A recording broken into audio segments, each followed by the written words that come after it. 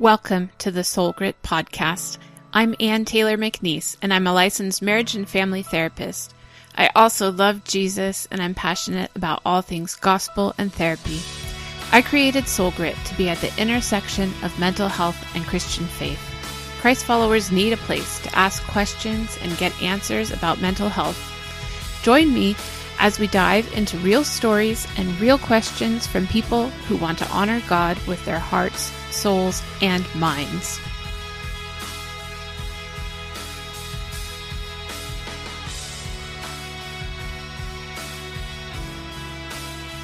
Hi, and welcome back to the Soul Grit Podcast. This is Ann, and I'm here with Dr. Heather Gingrich. Hi, Heather. Hi.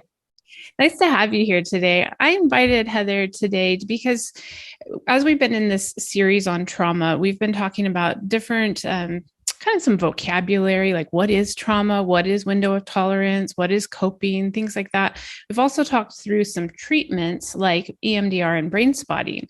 If you've missed some of those episodes, you might want to go back and listen to those as well.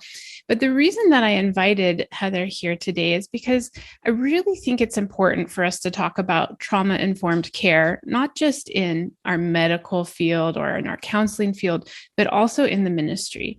And Heather is a professor and an author, and she's going to tell us a little bit just about herself and about the work that she does. So Heather, would you like to introduce yourself a little bit? Sure.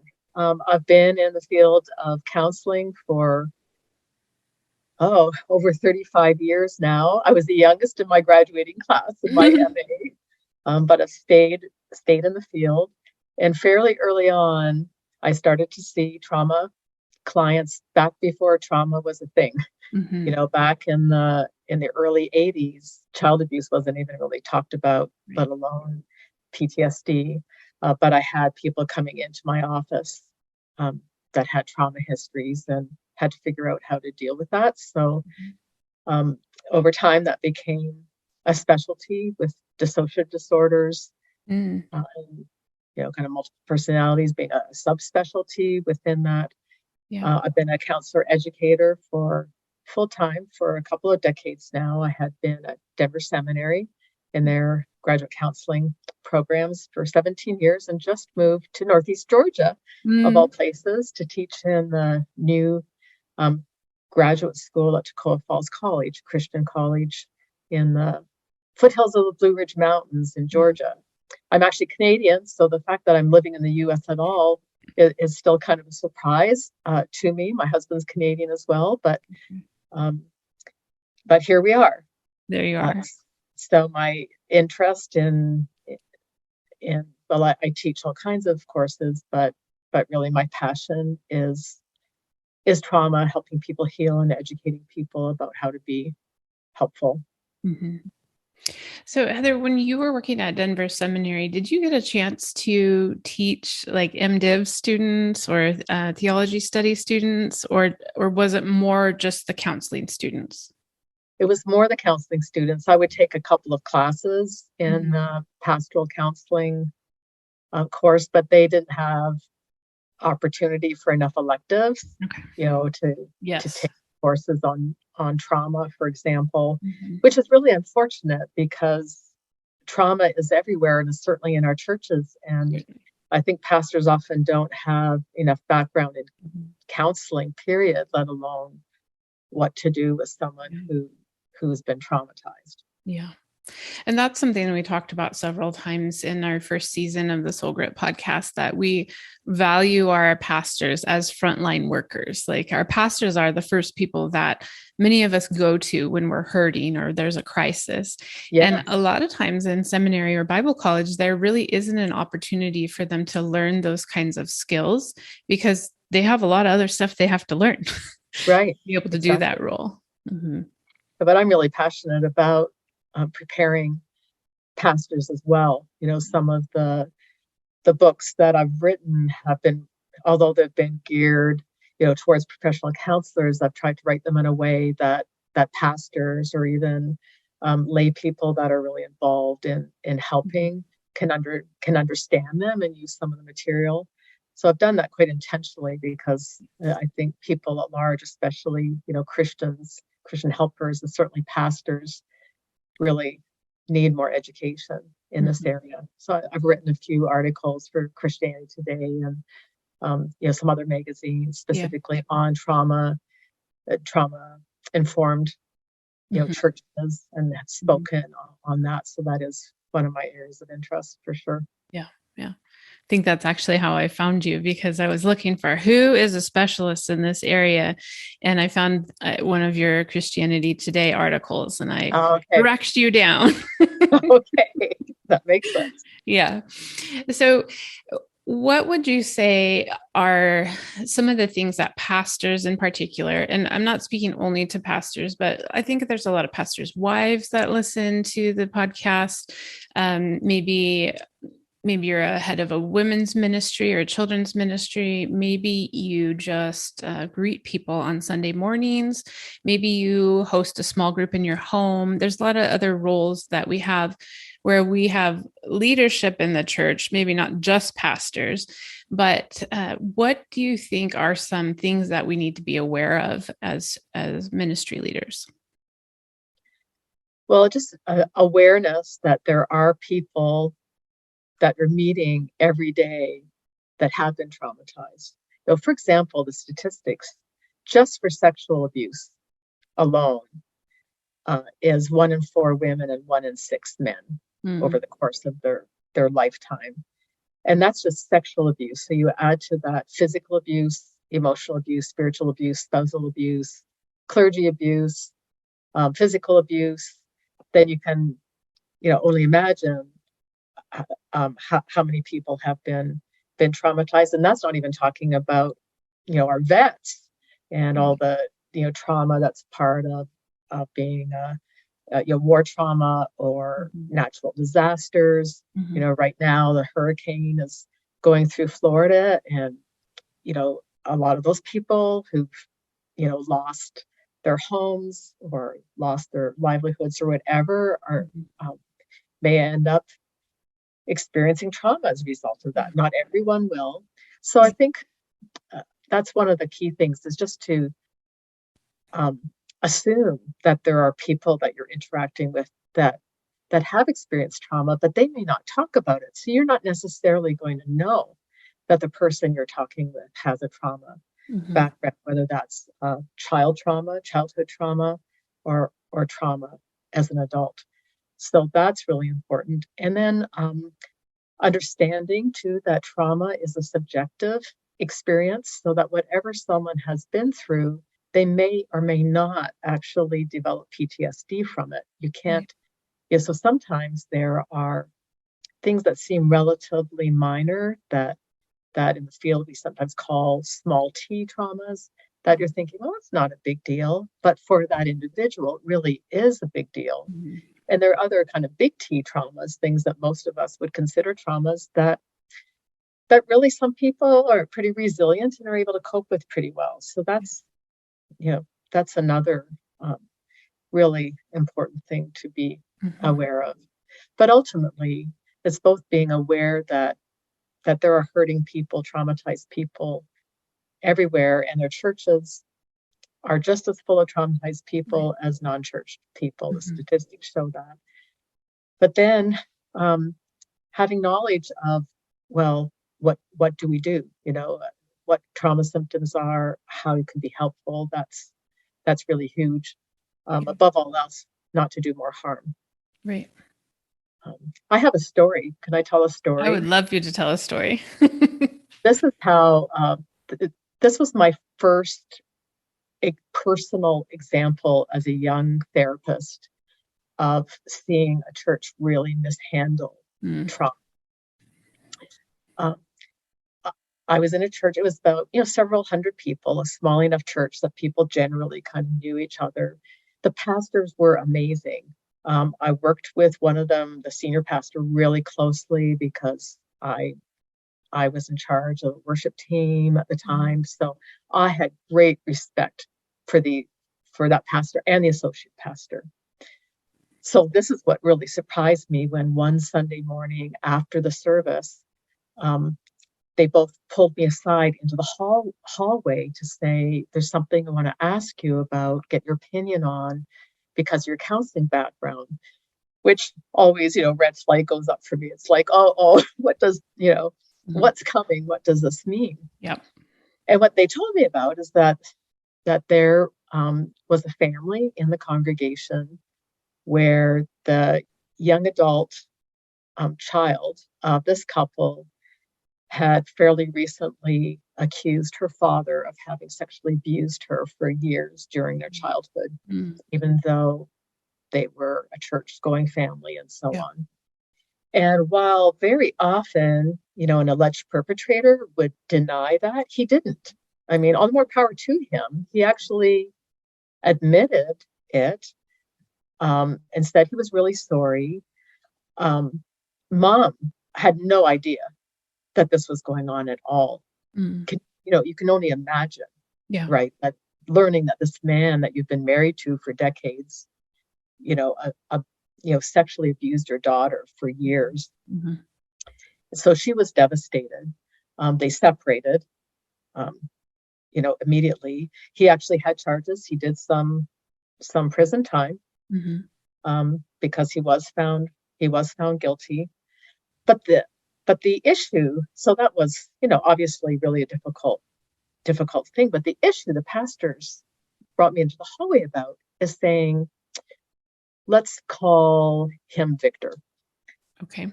Um, and instead, Victor has admitted that he abused, their daughter, and he's very repentant. He admitted he did it, and we're really concerned that Rita, we'll call her Rita, the mother, hasn't forgiven him. She's not willing to get back together, in their marriage, and we're kind of thinking he's been repentant, so now it's her turn to do what she needs to do. I was appalled, Mm. because this had been just like a couple of months Yeah.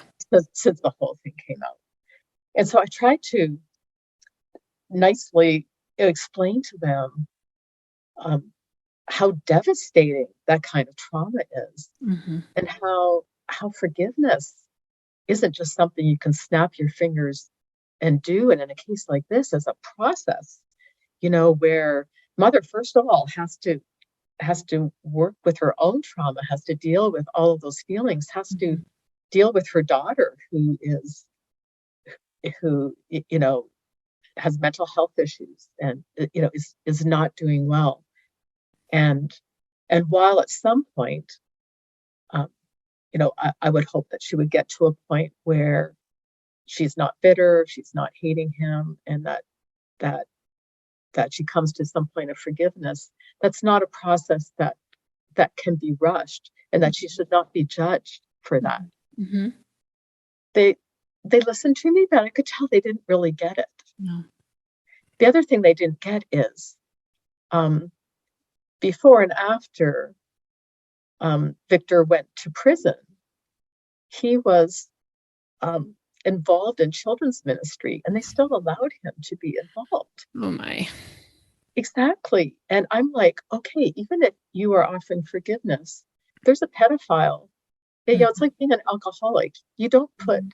alcohol in front of an alcoholic, even if they've been sober for 5 years, right? Yeah. Because there's always a potential temptation. Mhm. It's the same thing with someone who's a sexual predator, or, um, a pedophile. You just don't put children, in front of a Right. person, even even if they have kind of done their time, Yeah. even if they've been repentant. You just don't do that. Mhm. So those are so I think about that Mhm. situation. It's come back to mind, numbers of times. I was just young. I was young in the field. I was maybe in my early 30s, and so, I don't know how seriously they took me, even though I was Right. teaching counseling at the time and so on. But that's kind of the bad case scenario, what we don't want to do to people, Right. right? To really re-traumatize that mother Yeah. again by putting expectations on her that aren't realistic, and then saying she's sinning because she hasn't forgiven her husband, Mhm. when Mhm. her husband is the one that, did this heinous thing. Right. I see that come up a lot in my practice too with infidelity, when there's Yeah. a husband that has committed adultery and has repented and has come back, but the wife just can't get over it, and he can't understand why she can't get over it, and why doesn't she forgive and move on. Right. I just want to move on with my life. and every time I have to say, because like her brain is stuck there, you traumatized her, she can't just move on. Right. Right. And the church leaders don't help when they say, but marriage is a value that God had, and we need to make sure we protect it at all costs. Yes, absolutely, pro marriage, pro family, pro child parent relationship, but there has to be some understanding around the healing process. Right. And I think that's huge, that, yeah, the healing process, with the emphasis on both the healing, but also that the process. It can take time, and you can't, and no one, not a counselor, not a pastor, not a friend or a family member, can say how much time it should take for a particular individual to heal from a particular trauma. Mm-hmm. It requires what it requires. Yeah. So I'm going to give you a couple of scenarios here, and maybe you can just weigh in on what you think a pastor could do. So one of the things that has come up, and I think I talked about this on the podcast before, is that sometimes I will see a pastor call up someone for prayer, and particularly if it's a woman or a young person.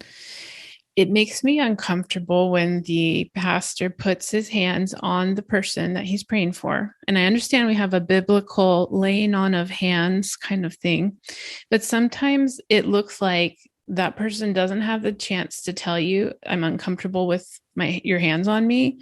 And that pastor has no knowledge of whether or not that person, like, touching is a no big deal, or touching is like, now I'm in fight or flight and I'm in front of the whole congregation. Have you seen Right. that? Yeah, I think that's a very good point. And certainly, especially for anyone who's experienced either sexual abuse as a child or a sexual assault, and not just women, because lots of men are sexually assaulted Right. as well. I mean, sometimes don't think about them.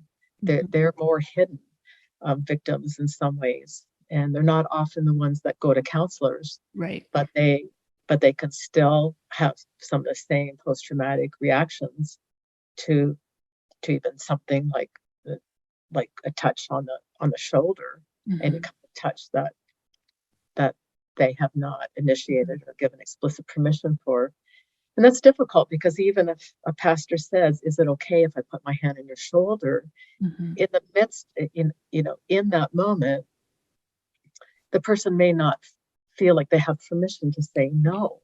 Right. When I've taught students, taught classes, and I've been talking about sexual harassment, I've talked about this, how sometimes people can ask permission, but how many women have said yes when they didn't think no was permissible. Right. And a lot of the women in the class acknowledged that. I've been in that position Yes. myself, where I've thought, okay, well, I don't think this person means harm. And if I say no, then they're going to think that I'm making a big deal of something that isn't. So I guess I should say yes, even though I'm uncomfortable. Right. And, so that's a tricky situation. Yeah, Um, especially because there's that power differential when it comes to your pastor. There's a, like, yes, you're the pastor is a person in charge on a Sunday morning, and there's a spiritual authority every day of the week, and you feel like you want to honor that person, and of course they couldn't do anything wrong because they love Jesus. And that, so there's all those thoughts that go into your mind. You can't make a consensual decision when there's a difference in power like that. right. So I think one way around that is to give lots of permission for either answer, either a yes or a no, that can help. So rather than say, is it okay if I put my hand on your shoulder? If you even ask, because Mhm. often in these scenarios, there isn't even Yeah.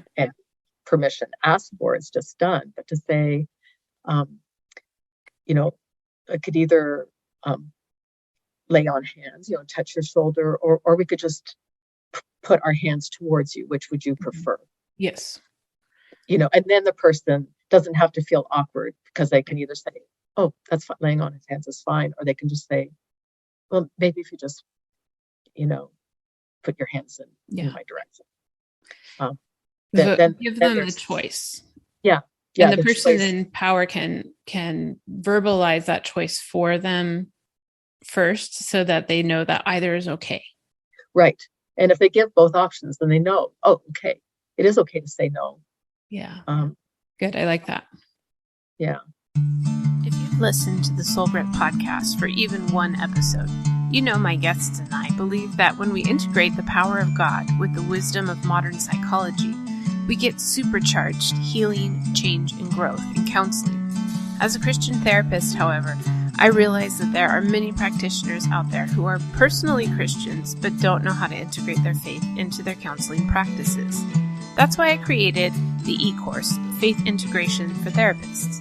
In this premium 5-module course, therapists who love Jesus will learn everything from understanding their calling, to marketing their practices to Christians, to adapting evidence-based interventions to honor our faith. You can learn more about the online course at www.soulgritresources.com/courses and send an email to info@soulgritresources.com to receive a discount code. Now, the other scenario that I would like to share, this has been shared with me by clients before, that sometimes in a church setting, and this will probably depend on your faith tradition, but there are some pastors in particular that get really fired up when they're preaching, and they're not necessarily yelling at everybody, but they are talking in a very loud, strong voice that can trigger some people. If they've been verbally abused or they were in a chaotic or violent family environment, it can bring up, well, that's what my dad used to sound like. And then the belt always came out, and right. So it's very hard for people from that background to be able to sit in a church service where things are at that volume or of that intensity. What would you say to that? I think that's true. If that's the preaching style of a particular church denomination, probably not going to change that. Mm-hmm. I guess that's where it comes down to, if someone is bothered by that they need to choose a church where that's not kind of the norm. Mm-hmm. I think we do have some options in those ways. We know we can't kind of change an entire denomination or, preaching style that's a tricky one. But I think that someone, pastors can be aware of that. They maybe have never thought of that. Yeah. And there's some I think would be probably willing to modify what they do, given this potential consequence that they had not even thought of before. So certainly that's something to be aware of. But ultimately, it's kind of like, kind of need to choose when something's big like that, like an overall style. Yeah. Then the former victim or the survivor needs to feel as though they have some permission to make choices that are good for them. Yeah. Choose a church with a more gentle style. Right. Okay. Good. Yeah. Can you think of any other tricky areas that we should mention on the episode today? Well, I was thinking about some of these things when I knew we were having the podcast. One is the assumption in some circles and more charismatic or Pentecostal circles that the demonic might be involved if someone ends up having a strong reaction to something.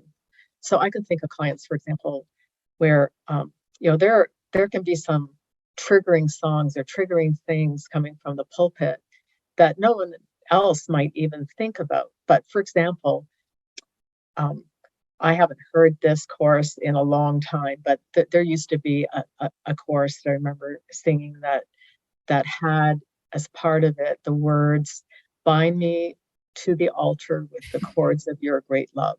Well, someone who has been literally bound and tortured, singing, just even if they're not singing, hearing those words can be enough to send them into a flashback where they might have to go running out Mm-hmm. of the church, Mm-hmm. or into the foyer, maybe obviously upset, in which case what sometimes happens is concerned people run after them.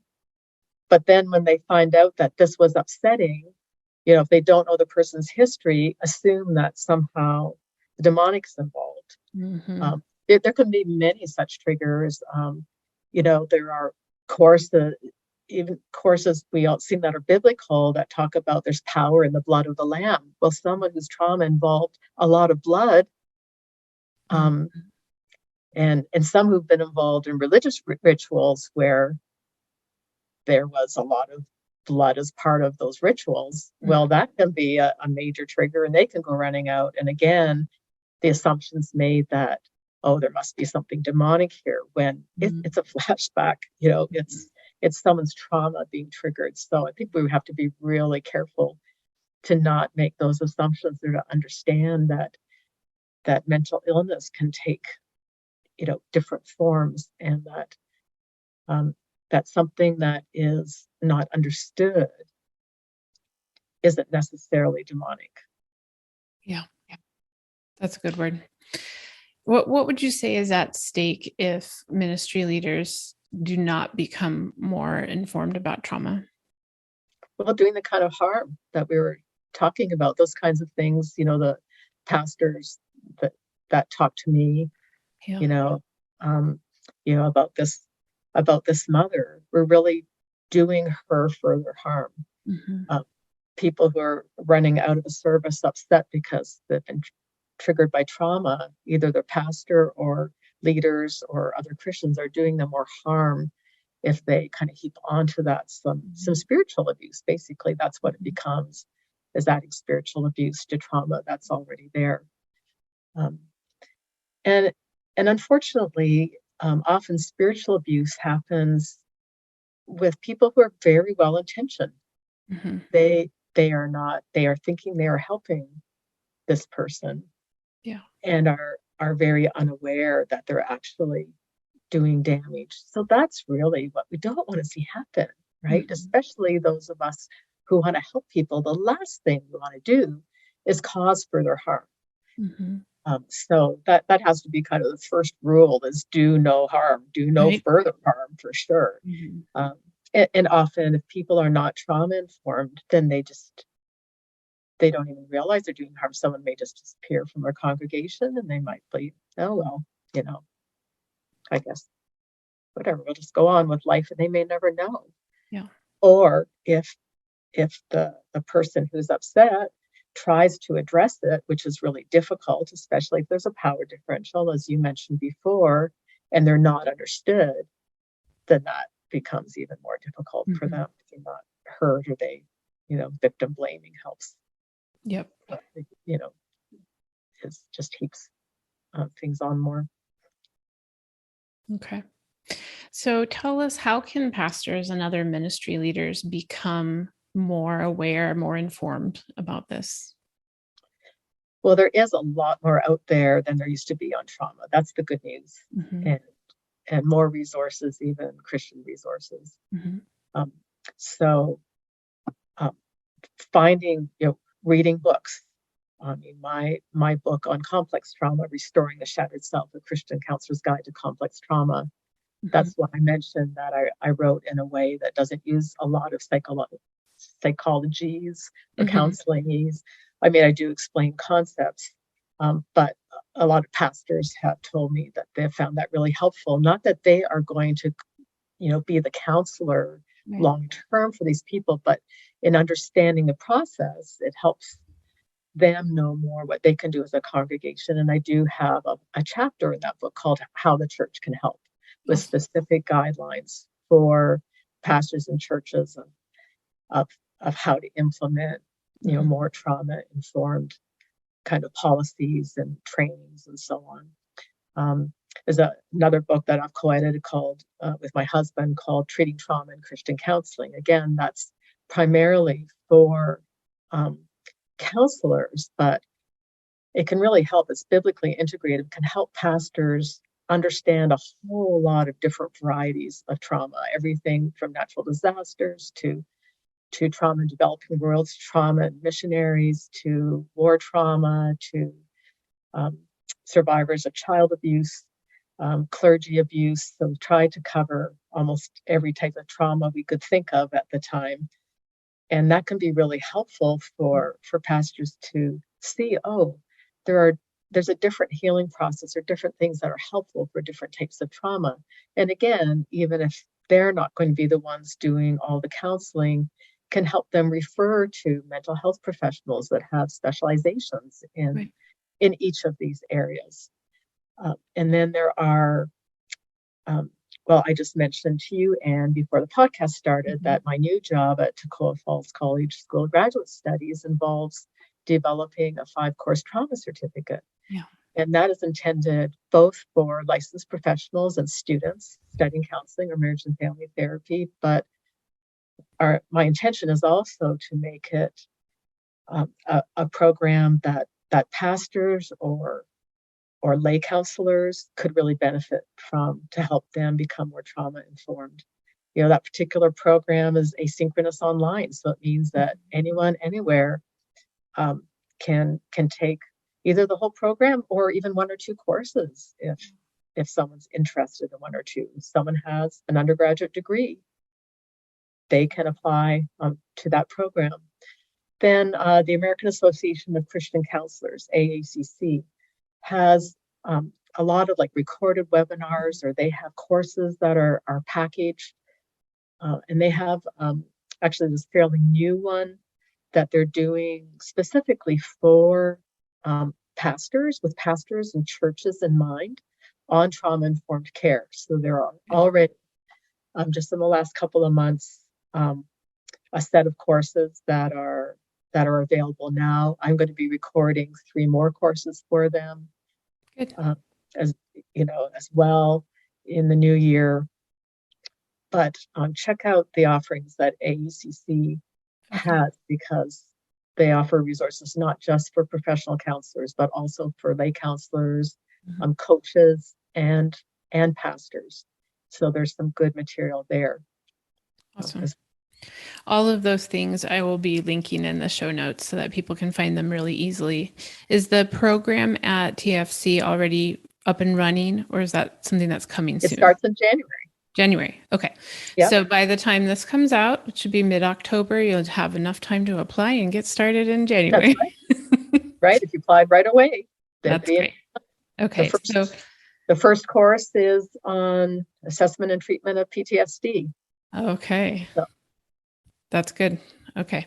So if you're listening to this and you're a therapist and you feel like you need a little bit more of a background in trauma because you're seeing more of it come in your office, then that would be a good option for you.